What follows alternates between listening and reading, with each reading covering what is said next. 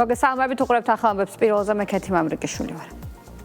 კარგი მთავრობის ინდექსით საქართველოს მაღალ საშუალო შემოსავლიან ქვეყნებში საუკეთესო სამეულშია. 2026 წლის რეიტინგი მსოფლიოს მოწინავე საერთაშორისო შემფასებელმა ცენტრმა ჩენდლერის ინსტიტუტმა გამოაქვეყნა. საქართველოს შეფასების 100%-იანი სისტემით 60.3% მიიღო, რითაც ისტორიაში მეორედ გადააჭარბა 60%-იან ზღვარს. ჩვენი ქვეყანა უსწრებს ევროკავშირისა და ნატოს წევრ 7 ქვეყანას და ევროკავშირის კანდიდატ ყველა სახელმწიფოს. საქართველოს პირველ ადგილზეა კავკასიასა და შავიზღვისპირეთში პოსტსაბჭოთა სივრცეში კი მხოლოდ ბალტიისპირეთს ჩამორჩება. კარგი მთავრობის ინდექსი მთავრობებს 35 ინდიკატორით აფასებს, რომელიც 7 ფაქტორში ერთიანდება. საქართველოს ხელისუფლება მაღალი რეიტინგი მოიპოვა შემდეგ ინდიკატორებში: კეთილსინდისიერი ლიდერობა 51 ადგილი, სასამართლო სისტემის ხარისხი 33 ადგილი, ბიუროკრატიის ხარისხი 25 ადგილი, სტაბილური ბიზნეს რეგულაციები მე-20 ადგილი, გამჭირვალობა მე-14 ადგილი, ინვესტიციების მოზიდვა მე-12 ადგილი. ანგარიში გაეროს მსოფლიო ბანკის, სავალუტო ფონდის, მსოფლიო ეკონომიკის ფორუმის, სხვა საერთაშორისო აღიარებული სუბიექტების, გლობალური შემფასებელი ორგანიზაციების პროფილურ კვლევებსა და ანგარიშგებებს ეყრდნობა. კარგი მთავრობის ინდექსით საქართველოს მაღალ საშუალო შემოსავლიანი ქვეყნების საუკეთესო სამეულშია. საქართველოს ლიდერობს შავიზღვისპირეთში, კავკასიაში და ერთ-ერთი წარმატებული სახელმწიფო მსოფლიო მასშტაბით ამ თვალსაზრისით საქართველოს აძლიერებს თავის განვითარებას და აგრძელებს განვითარებას. დარწმუნებულია, რომ 2030 წლისთვის საქართველოს გახდება მაღალშემოსავლიანი ქვეყანა. შინაგან საქმეთა სამინისტროს ადამიანის უფლებების დაცვის დეპარტამენტის სიძულვილის ენის წინააღმდეგ ბრძოლის სამმართველო მუშაობა დაიწყო. ახალი უწყების მთავარი ფუნქცია ადამიანის ღირსების შემლახველი, შეურაცხყოფელი და სიძულვილის ენის შემცველი საჯაროდ გავრცელებული განცხადებების მონიტორინგია. სამმართველოს სავარაუდო სამართალდამღები პირის გამოვლენას, ვინაობის დადგენას, ადმინისტრაციული წარმოების მასალების მომზადებას და სასამართლოებში გადაგზავნას უზრუნველყოფს. სიძულვილის ენისა და შეურაცხყოფელი რიტორიკის წინააღმდეგ მსოფლიოში უკვე არსებობს აპრობირებული პრაქტიკა. მსგავსი სამმართველოს შექმნის საჭიროება დადასტურდა და სტრასბურგის სასამართლოს გადაწყვეტილებითაც. სამმართველოს ფუნქცია სოციალურ ქსელსა თუ მედიაში საჯაროდ გავრცელებული, შეურაცხყოფელი, ადამიანის ღირსების შემლახველი, სიძულვილის ენის შემცველი განცხადებების მონიტორინგი და პროაქტიული გამოვლენა, რომელიც შეიცავს საქართველოს ადმინისტრაციულ სამართალდარღვევათა კოდექსით ადმინისტრაციული სამართალდარღვევის ნიშნებს.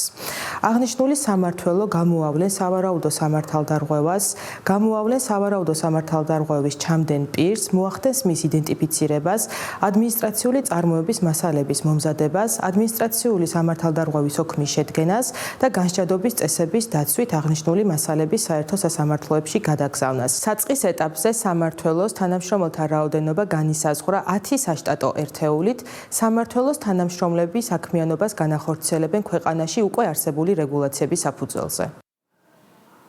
რამიზეზი დაჭიანურებს ოფიციალური ბერლინის საქართველოს ელჩის აკრედიტაციას. ალექსანდრე კარტოზია გერმანიის ხელისუფლებისგან უკვე რამდენიმე თვე აკრედიტაციის პროცედურის დასრულებას ელოდება. ალექსანდრე კარტოზიას ამ დრომდე არ გადაუცია რწმუნებათა სიგელები გერმანიის პრეზიდენტისთვის, რადგან უკვე 8 თვეა, რაც გერმანული მხარე არ ნიშნავს ოფიციალურ შეხვედრას საქართველოს ელჩთან. აკრედიტაციის პროცედურების გაჭიანურების პარალელურად გერმანიის საგარეო საქმეთა სამინისტროს ვებგვერდზე ამ დრომდე არ განახლებულა საქართველოს ხელისუფლების შესახებ ოფიციალური მონაცემები, თუმცა განახლდა ინფორმაცია სხვა ქვეყნების, მაგალითად რუსეთისა და სირიის შემთხვევებში. რატომ ჭიანურდება საქართველოს ელჩის აკრედიტაციის პროცედურების დასრულება და რატომ არ ახლდება გერმანიის საგარეო საქმეთა სამინისტროს ვებგვერდზე საქართველოს შესახებ ოფიციალური ინფორმაცია. ამ კითხვებით ტელეკომპანია პოსტიუმ გერმანიის საგარეო უწყებას და გერმანიის საელჩოს მიმართეთ.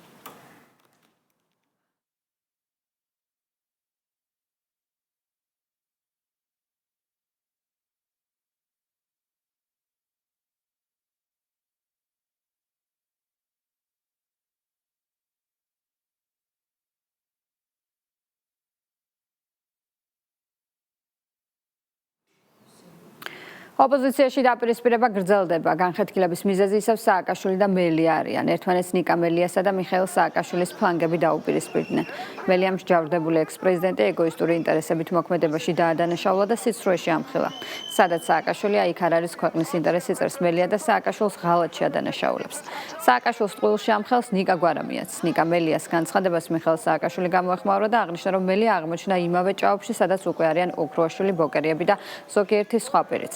სააკაშვილის კრიტიკის გამო ნიკა მელიას, ანა წითლიძეს და გიორგი ბარამიძეც დაუპირისპირდნენ.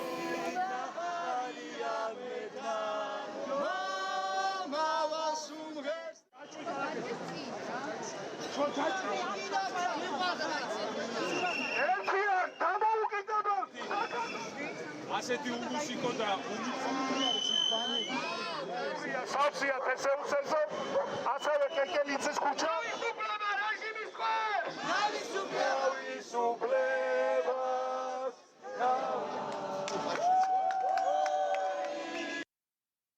უამრავ წარმატებულ ფიგურას მივეცის გზური ცხოვრებაში, როგორც აქ, ისე უკრაინაში არის ხალხი, რომლისგანაც ვერაფერი დავაყენე მიუხედავად დიდი ძალის ხმებისა. სამწუხაროდ მსგავს სიტუაციაში აღმოჩნდა ნიკა მელია, რომელსაც ძალიან ბევრჯერ ბევრი რამე გავუტარე, მათ შორის ჩემზე სრულიად გაუგებარი თავდასხმები წლების განმავლობაში. თუ ჩემი პოლიტიკა არასდროს მოსწონდა, როგორ აღმოჩნდა ამ გაუგებრობაში, ნაციონალურ მოძრაობაში. სულ მქონდა იმედი, რომ რამე დადგებოდა მისგან, ყველანაირად ვუჭერდი მხარს და ვაიგნორებდი სკეპტიკოსებს, რომლებიც მიმითითებდნენ მის განათლების არქონაზე და უიდეობაზე. ბოლოს მაინც მარცხი განვიცადე და მელია აღმოჩნდა იმავე ჭაობში, სადაც უკვე არიან ოქრუაშვილი, ბოკერიები და ზოგი სხვაც. გულწრფელად მენანება ის ამ როლისთვის, მაგრამ უკვე არაფრის გაკეთება აღარ შემიძლია სინანულის გამოთქმის გარდა. 21-ში იმ წლებს, რა წლებსაც ნიკა მელია ასახელებს. თავარი გადაწყვეტილების მიმღები ვინ იყვნენ უკაცრავად ხო ვერ მეტყვით პარტიაში? ნიკა მელია პარტიის თავმჯდომარე, თავარი იდეოლოგი ნაციონალური მოძრაობის და ხელმძღვანელი ამ ყველაფრის იყო ნიკა გვარამია, მათ შორის და ბევრ რაღაცას მე ანაწილიძე და ჩემნაირი კიდე ძალიან ბევრი, საერთოდ ტელევიზიით ვიგებდით, ძალიან დიდი ბოდიში რა. და ვის აკისრებს პასუხისმგებლობას? ანუ 21-ში ესენი თავარი ტიპები იყვნენ ნაციონალურ მოძრაობაში, თავარ გადაწყვეტილებებს იღებდნენ, თავარი ინფორმაციები მათ ჰქონდათ, ჩვენ ვიგებდით მე ამ ინფორმაციებს. და ვის საყვედურობს მელი? ანუ 21-ში თუ გაიგაროთ, სააკაშვილი შეკრული იყო ხოცებთან, რა მოათმენინა, რომ ეს არ თქვა, კაცო? აი რა მოათმენინა, რა შუაში აქ მიშა ციხეში იჯდა და ამის შემდეგ სანამ არ გააგდეს, როგორც თვითონ ამბობ, ჩუმად იყო? კაცი რო იმას იტყვი. პოლიტიკოსებზე ხო ლაპარაკი აღარ არის, რომ სადაც მიშა სააკაშვილია, იქ სახელმწიფო ინტერესი არ არის. ესე იგი, საერთოდ ამ ქვეყანაზე არ ახარ. და იქ მიხეილ სააკაშვილი თუ ვერ დაინახე და სახელმწიფო ინტერესი ვერ დაინახე, აბა რა გინდოდა ნაციონალურ მოძრაობაში? აბა რას გაყვიროვდი მიხეილ სააკაშვილს და მიხეილ სააკაშვილს და სანამ არ გახვიდოდი მანამდე რომ მიხეილ სააკაშვილზე ლაპარაკობდი და მე მიშას ხარდამჭერი ვარ ლაპარაკობდი. თუ იქ სახელმწიფო ინტერესი ვერ დაინახე, დალოცვილო. მაშინ შენზე უფრო დიდი მატყუ არა კაცი არ ყოფილა მაშინ ქვეყანაზე, ხო? მიხეილ სააკაშვილი დონალდ ტრამპის წინააღმდეგ ნაცმოძრაობის ლიდერი სოციალურ ქსელში ბანგლადეშელი ხარის ვიდეოს აზიარებს და მასშტატების პრეზიდენტს ადარებს. ბანგლადეშელი ხარი საოცრად გავდა დონალდ ტრამპს. პარლამენტის მუდმივ მოქმედი დელეგაცია საგარეო ურთიერთობათა კომიტეტის თავმჯდომარის ხელმძღვანელობით ნატოს საპარლამენტო ასამბლეის საგაზაფხულო სესიაში მონაწილეობს. ვილნიუსში სესიის ფარგლებში რუსეთთან მომდინარე ჰიბრიდული და კონვენციური საფრთხეები, უკრაინის წინააღმდეგ სამხედრო აგრესია და ალიანსისთვის მიდრისი შედეგები, ასევე ნატოს წევრი და პარტნიორი ქვეყნების მედეგობის გაძლიერების საკითხები დეპუტატებმა და სამხედრო თუ აკადემიური სფეროს წარმომადგენლებმა დისკუსიებისას აღნიშნეს, რომ ევროატლანტიკური თავდაცვის გასაძლიერებლად საჭიროა მეტი ქმედითი ნაბიჯები, განსაკუთრებით თავდაცვის ბიუჯეტის ზრდა, ვალდებულო სამხედრო სამსახურის პერიოდის განხორციელება და შეერაღების მოდერნიზაცია. სესიის პლენარულ სხდომაზე დეპუტატებმა კენჭი უყარეს დეკლარაციას კვანტური ნახტომის შეკავებისა და თავდაცვაში საპარლამენტო დღის წესრიგი უფრო ძლიერი ნატოსთვის.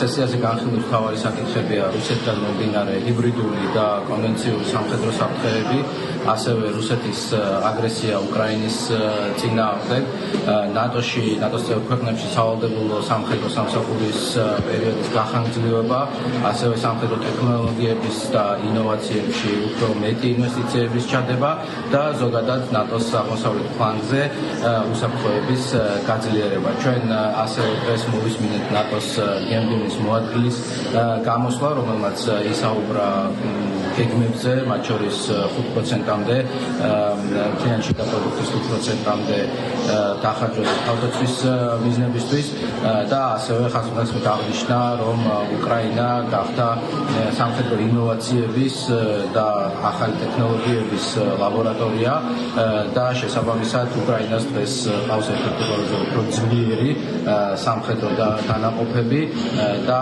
ამ ზოლიდან ნატომ საკუთარი დასკვნები უნდა გამოიტანოს. ნატოს საპარლამენტო ასამბლეაზე სიტყვით გამოსვლისას ალიანსის გენერალური მდივნის მოადგილემ უკრაინაზე ისაუბრა და აღნიშნა, რომ უკრაინა ახალი სამხედრო ტექნოლოგიების მოწინავე ლაბორატორია გახდა. რადმილა შეკერინსკამ ასამბლეის მონაწილეებს მიმართა შეისწავლონ თანამშრომლობის იდეები და საკუთარ დედაქალაქებში კონკრეტული წინადადებებითა და ინიციატივებით დაბრუნდნენ.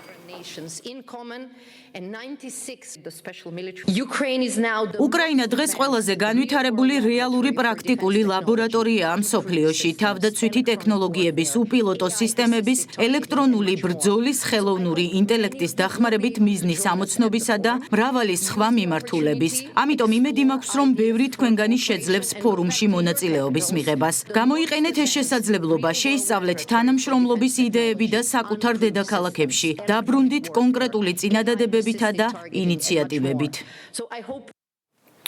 ჯაშობის ბრალდებით დაკავებულ გულბად ცხილაძე სახკვეთი ღონისძიების სახით პატიმრობა შეეფარდა. პროკურატურა პატიმრობის გამოყენებას დაცვის მხარე კი მის გირავს სანაცვლოდ გათავისუფლებას ითხოვდა. სხდომა დახურულ რეჟიმში მიმდინარეობდა. გულბად ცხილაძე სახელმწიფო უსაფრთხოების სამსახურმა ჯაშობის ბრალდებით 30 მაისს დააკავა. უწყების ინფორმაციით ევრაზიის ინსტიტუტის დამფუძნებელი ერთდროულად 2 უცხო ქვეყნის სპეცსამსახურებთან თანამშრომლობდა. თბილისის საქალაქო სასამართლოში ამ წუთებში მიმდინარეობს ჯაშობის ბრალდებით დაკავებული კიდევ ერთი პირის ირაკლი ჩიხლაძის პროცესი. სუსის ინფორმაციით სამოქალაქო მოსვენების კავკასიური ცენტრის ხელმძღვანელი სადაზვერვო ქსელს მართავდა, მოპოვებული ინფორმაციას კი უცხო ქვეყნის სპეცსამსახურებს აწვდიდა. დაკავებულებს ბრალის დამტკიცების შემთხვევაში 12 წლამდე პატიმრობა ემუქრებათ. არ არსებობს არანაირი დანაშაულის შემადგენლობა, არ არსებობს არანაირი საიდუმლო დოკუმენტი, ნივთი ან ინფორმაცია, რომელიც ირაკლი ჩიხლაძე მოიპოვა და გადასცა უცხო ქვეყნის წარმომადგენელს. რათა ითანამშრომლოს ჩვენი ქვეყნის სპეცსამსახურებთან. თუ რამეთი დაეხმარება, რათა გამოკითხონ 2 დღის განმავლობაში, თუ უნდათ იქ ვიქნები მეც და თუ რაიმე კითხვები აქვთ, გამოკითხონ. პრემიერ-მინისტრი სამოქალაქო თავდაცვის საერთაშორისო ორგანიზაციის გენერალურ მდივანს შეხვდა. მხარეებმა უსაფრთხოების თვალსაზრისით გლობალურ გამოწვევებსა და საერთაშორისო ორგანიზაციების ფარგლებში მჭიდრო კოორდინაციის მნიშვნელობაზე ისაუბრეს. აღნიშნა საქართველოს აქტიური ჩართულობა ორგანიზაციის საქმიანობაში აღმასრულებელი საბჭოს წევრის რანგში. ხაზი გაისვა პრაქტიკული თანამშრომლობის მნიშვნელობას. ყურადღება გამახვილდა ორგანიზაციის განსაკუთრებულ როლზე სამოქალაქო თავდაცვის სისტემების განვითარებაში, ბუნებრივი კატასტროფების რისკების შემცირების ხელშეწყობასა და საგანგებო სიტუაციებზე დროულ და ეფექტიან რეაგირებაზე. შეხვედრას ვიცე-პრემიერი, საგარეო საქმეთა მინისტრი და მთავრობის ადმინისტრაციის უფროსი დაესწრნენ.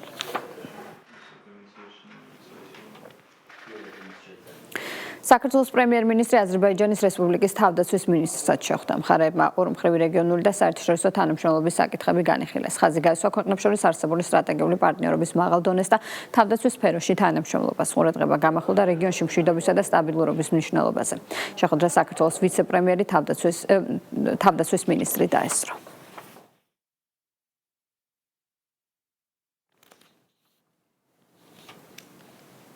სახელმწიფო უსაფრთხოების სამსახურის უფროსი თურქეთის რესპუბლიკის ახლად დანიშნულ ელჩს შეხვდა. გეკა გელაძემ ელჩს დიპლომატიური მისიის დაწყება მიულოცა და წარმატებები უსურვა. მხარეებმა ყურადღება გაამახვილეს საქართველოსა და თურქეთის სტრატეგიულ პარტნიორობაზე და ორი ქვეყნის შესაბამის სამსახურებს შორის არსებულ ნაყოფიერ თანამშრომლობაზე. საუბარი ასევე შეეხო სამხრეთ კავკასიაში არსებულ ვითარებასა და რეგიონში მშვიდობისა და სტაბილურობის მნიშვნელობას. გეკა გელაძემ ხაზი გაუსვა ორი ქვეყნის სახელმწიფო უსაფრთხოების სამსახურებს შორის არსებული თანამშრომლობის გამტკიცების აუცილებლობას. გარემოსდაცვითი ზედამხედველობის დეპარტამენტის აჭარისა და გურიის რეგიონული სამმართველოს თანამშრომლებმა შუახევის მუნიციპალიტეტის სოფელ გოგნიაურში ხე-ტყის უკანონო მოპოვების ფაქტი გამოავლინეს. ტერიტორიიდან ამოღებულია სახელმწიფო ტყეში უკანონოდ მოპოვებული წიწვოვანი სახეობის 39 მორი. მასალების შემდგომი რეაგირების მიზნით შესაბამის უწყებაში გადაიგზავნა. ბოლო წლებში გატარებული არაერთი ღონისძიების შედეგად უკანონო ტყის სარგებლობის ფაქტების რაოდენობა მცირდება, თუმცა ბრაკონიერობა კვლავ ერთ-ერთ გამოწვევად რჩება. სწორედ ამიტომ აჭარისა და გურიის რეგიონული სამმართველოს თანამშრომლები სამოქმედო ტერიტორიაზე უწყვეტ და მკაცრ პატრულირებას ახორციელებენ. შედეგად, მიმდინარე წელს მხოლოდ აჭარასა და გურიაში უკანონო ტყის სარგებლობის 140-ზე მეტი ფაქტი გამოვლინდა. რუხის რესპუბლიკურ საავადმყოფოში პედიატრიული განყოფილება ამოქმედდა, სადაც მრავალპროფილური დიაგნოსტიკა და სრული ლაბორატორიული კვლევებია ხელმისაწვდომი. პაციენტებისთვის ადგილზე უზრუნველყოფილი ისეთი მაღალ ტექნოლოგიური პროცედურები, როგორიც არის კომპიუტერული და მაგნიტორეზონანსული ტომოგრაფია. აღნიშნული აპარატურა სრულად არის ადაპტირებული ბავშვთა საჭიროებებზე. ახალი ინფრასტრუქტურა ჯანდაცვის მინისტრმა დაათვალიერა. მიხეილ სარჯოლაძემ კლინიკის სტრატეგიულ მნიშვნელობაზე გაამახვილა ყურადღება და აღნიშნა, რომ ბავშვებზე ადაპტირებული გარემო, მაღალკვალიფიციური პერსონალი და ულტრათანამედროვე აპარატურა თანაბრად ხელმისაწვდომი იქნება როგორც რეგიონის, ისე ოკუპირებულ ტერიტორიებზე მცხოვრები პატარა პაციენტებისთვის. სამინისტრო ბუნებრივია განსაკუთრებული ყურადღებით აკვირდება პროცესებს, რომელიც დაკავშირებულია პედიატრიული სერვისების ხელმისაწვდომობასთან და ამ თვალსაზრისით ბუნებრივია, რომ ორმაგად მნიშვნელოვანია, რომ ასეთი სერვისები ხელმისაწვდომი იყოს რუხის რესპუბლიკურ საავადმყოფოში. რეგიონული ხელმისაწვდომობის თვალსაზრისით არის ეს მნიშვნელოვანი და იმავდროულად რუხის განსაკუთრებული მისიიდან გამომდინარე ჩვენთვის განსაკუთრებული ინტერესისა და ყურადღების საგანია, რომ რუხში ასეთი სერვისები იყოს ხელმისაწვდომი. კადრები შერჩეული არის მაღალი კვალიფიკაციის მქონე კადრები, მაგრამ მე დარწმუნებული ვარ, რომ ჩვენთან შემოსული თითეული პატარა პაციენტი, რომელიც ჩვენ კლინიკას მომართავს, აბსოლუტურად ადეკვატურ და კარგ სერვისს მიიღებს. ამ ეტაპზე მოიცავს 3 სივრცეს. ეს არის ამბულატორია, სადაც სტარტდება გეგმიური კვლევები და გეგმიური ვიზიტი ხორციელდება.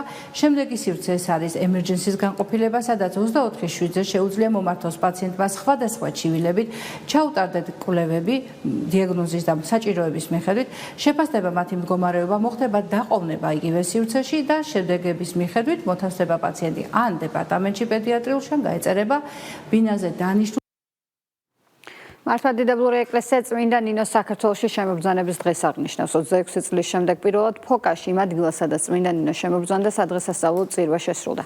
ამ წუთებში კი საქართველოს კათოლიკოს პატრიარქი შიო მესამე პარაკლისს აღავლენს. უწმინდესთან ერთად ფოკაში საქართველოს პრემიერ-მინისტრი იმყოფება. დღეს ყველა მოქმედ ქრისტიანულ ტაძარში სადღესასწაულო ლიტურგია სრულდება. ნინოება საქართველოში წელიწადში ორჯერ 1 ივნისს საქართველოს შემობრძანება, 27 იანვარს კი გარდაცვალება აღინიშნება.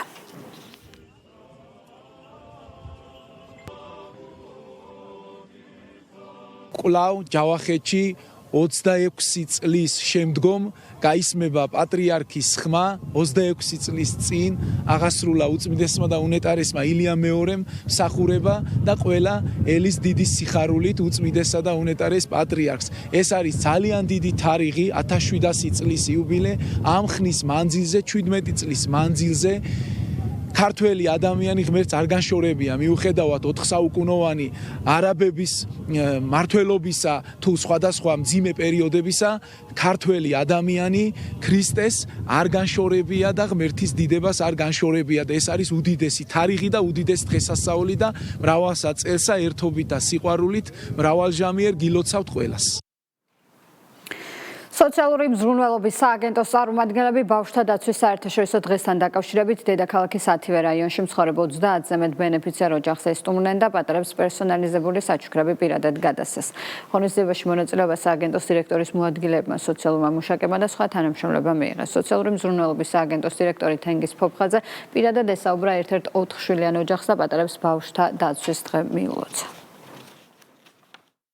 დედაქალაქის მერია სოციალური მზრუნველობის სააგენტო აქტიურად ახორციელებს ბავშვთა უფლებების მიმართულებით, დაცვის მიმართულებით მნიშვნელოვან ღონისძიებებს, ასევე საჭიროების მქონე ოჯახების გაძლიერებას, ხელშეწყობას მთელი მუნიციპალიტეტის ქალაქის მასშტაბით ბავშვთა დაცვის საერთაშორისო დღესთან დაკავშირებით ვესტუმრეთ ჩვენს ბენეფიციარებს 30 ოჯახს პატარებს მიულოცეთ 1 ივნისი ასევე ყველა პატარას, ყველა ბავშვს ულოცავთ დღევანდელ დღეს. ბავშვთა დაცვის საერთაშორისო დღესთან დაკავშირებით აფხაზეთის ავტონომიური რესპუბლიკის ჯანმრთელობისა და სოციალური დაცვის სამინისტროს მხარდაჭერითა და სამედიცინო ცენტრი აფხაზეთის ინიციატივით ზუგდიდში აფხაზეთიდან დევნილი ბავშვებისთვის უფასო სამედიცინო კონსულტაციები გაიმართა. კლინიკაში აფხაზეთის ავტონომიური რესპუბლიკის მთავრობის თავმჯდომარე იმყოფებოდა, რომელიც პროცესის მიმდინარეობას ადგილზე გაეცნო და დევნილ მოზარდებს საჩუქრები გადასცა. სამედიცინო აქციაში ქვეყნის წამყვანი ექიმები მონაწილეობდნენ, რომლებმაც აფხაზეთიდან დევნილ ბავშვებს უფასო კონსულტაციები გაუწიეს. დევნილი მოზარდებისთვის უფასო სამედიცინო კონსულტაციები ქვეყნის წამყვან ექიმ სპეციალისტებთან ერთად საქართველოს სხვა ქალაქებშიც ჩატარდება. ძალიან მნიშვნელოვანი პროექტი განხორციელდა ქალაქ ზუგდიდში, დევნილთა პოლიკლინიკაში, სადაც 200-ზე მეტ ბავშვს ქვეყნის წამყვანმა ექიმებმა გაუწიეს კონსულტაცია. ჩვენ გვიხარია, რომ ესეთი მნიშვნელოვანი პროექტები ხორციელდება. მადლობა მინდა გადაუხადო თითოეულ ექიმს ამ მნიშვნელოვან პროცესში ჩართულობისთვის და აფხაზეთის ჯანდაცვის სამინისტროს. აფხაზეთის მთავრობის უმთავრესი პრიორიტეტი არის ჩვენი დევნილი ბავშვების ჯანმრთელობაზე ზრუნვა. გაიმართა ზუგდიდში ძალიან მნიშვნელოვანი აქცია აფხაზეთის მთავრობის და აფხაზეთის ჯანდაცვის სამინისტროს ეგიდით. ეს აქცია ეძღვნებოდა 1 ივნისის ღონისძიებას დევნილ ოჯახს და ბავშვებს გაუწიათ დახმარება გამორჩენილმა ჩვენი ქვეყნის სპეციალისტებმა. ბიაშვილის სახელობის ბავშვთა ცენტრალურ საავადმყოფოსა და სამედიცინო ცენტრს აფხაზეთს შორის თანამშრომლობის მემორანდუმს მოეწერა 13 მაისს ხელი. პირველი აქცია, რომელიც მიეძღვნა ბავშვთა დაცვის საერთაშორისო დღეს, ტარდება ზუგდიდში ჩვენ მზათავართ ამ მემორანდუმის ფარგლებში. გარკვეული პერიოდულობით წელიწადში ორჯერ იქნება საჭირო, წელიწადში სამჯერ მოვემსახუროთ ჩვენ პატარა თანამემამულეებს. ეს ყველაფერი ინფორმაცია პირველზე ერთმანეთს უბრალოდ 4-ზე შევხვდებით დროებით.